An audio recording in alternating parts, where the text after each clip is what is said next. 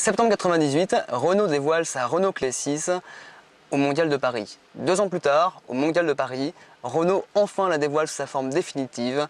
La Clio V6 délivre 230 chevaux et vous allez voir, c'est une vraie Porsche estampillée Renault. Pas de doute, la Clio V6 est bien la digne héritière de la Renault 5 Maxi Turbo. Tout est démesuré, à commencer par son physique de reine des circuits. Surbaissée et habillée d'un bouclier avant proéminent, de passage de roues surdimensionné à l'avant comme à l'arrière, la Clio V6 en impose. Chaussée de larges pneus de 17 pouces, la bestiale Renault pousse le détail jusqu'à la perfection. En atteste le magnifique bouchon du réservoir d'essence façon compétition.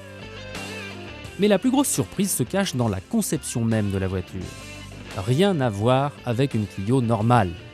Pour commencer, la voiture ne dispose que de 2 places. L'espace, normalement dévolu aux passagers arrière, est occupé par le moteur. Il s'agit du V6 3 litres, 24 soupapes, extrapolé de la Laguna. Après un petit passage léger chez les sorciers de Renault Sport, il développe désormais 230 chevaux. La transmission de la puissance s'effectue aux roues arrière via une boîte 6, et sans aucun antipatinage s'il vous plaît. Comme en plus le moteur diffuse un bruit digne de celui d'une Porsche, on en vient vite à brutaliser la Clio. Quel régal! Mais est-il bien raisonnable de laisser une telle voiture circuler sur des routes ouvertes? Car au volant de la Clio V6, il est strictement impossible de conduire normalement. À allure modérée, la voiture ne se montre pas vraiment dans son élément. Elle n'apprécie qu'une chose, être brusquée. Très mal à l'aise en ville, mais aussi sur autoroute, la Clio V6 souffre de son manque de polyvalence, comme beaucoup de super sportives. Normal, la répartition du poids se fait essentiellement sur l'arrière, délestant ainsi le train avant.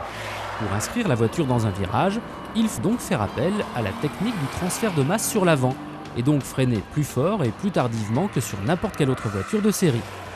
Pas très rassurant pour les autos qui vous précèdent. Son terrain de prédilection, ce serait plutôt les petites routes de montagne, sur lesquelles d'excellents chronos seront réalisés. Précise et incisive, elle se révèle aussi très pointue à piloter. Futurs acheteurs, un conseil, prévoyez quelques stages de pilotage et ne vous laissez pas déborder par la puissance, le comportement et le plaisir de conduite de la Clio V6.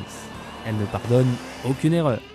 Il n'empêche, mis à part un habitacle à la présentation décevante, la Clio V6 c'est une véritable voiture passion. À 240 000 francs, c'est presque un cadeau.